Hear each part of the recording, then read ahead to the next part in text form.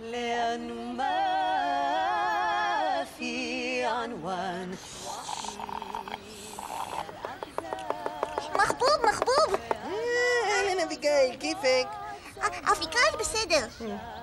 אביגיל ראתה על הספסל שתי זמרות ששרות בערבית. ולא מבינה מה הן שרות. אולי תוכל להסביר לי? בטח, את רוצה שנלך לבדוק ביחד? בואי. מה זה? הן בכלל לא שרות בערבית, הן שרות בעברית. מוזר.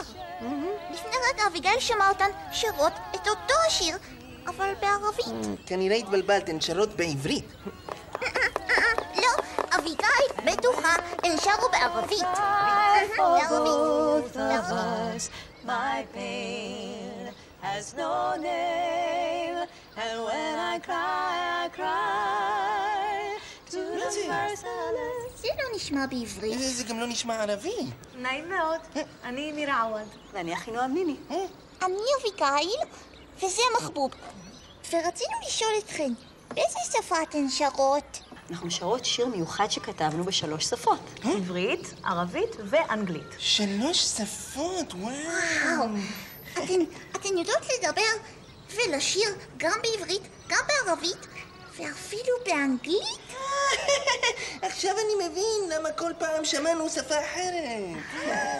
מירה גדלה בבית שבו מדברים ערבית, ואני גדלתי בבית שבו מדברים עברית ואנגלית.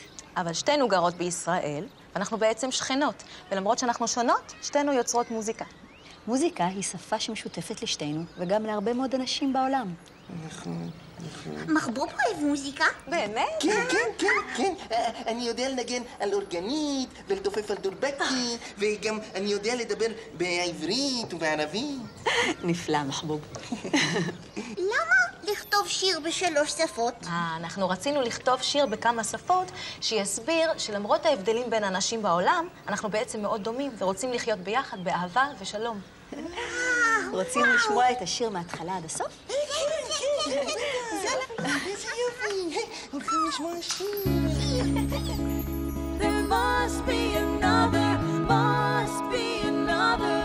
way. עינייך אחות, כל מה שליבי מבקש אמרות. עברנו עד כה דרך ארוכה, דרך כה קשה.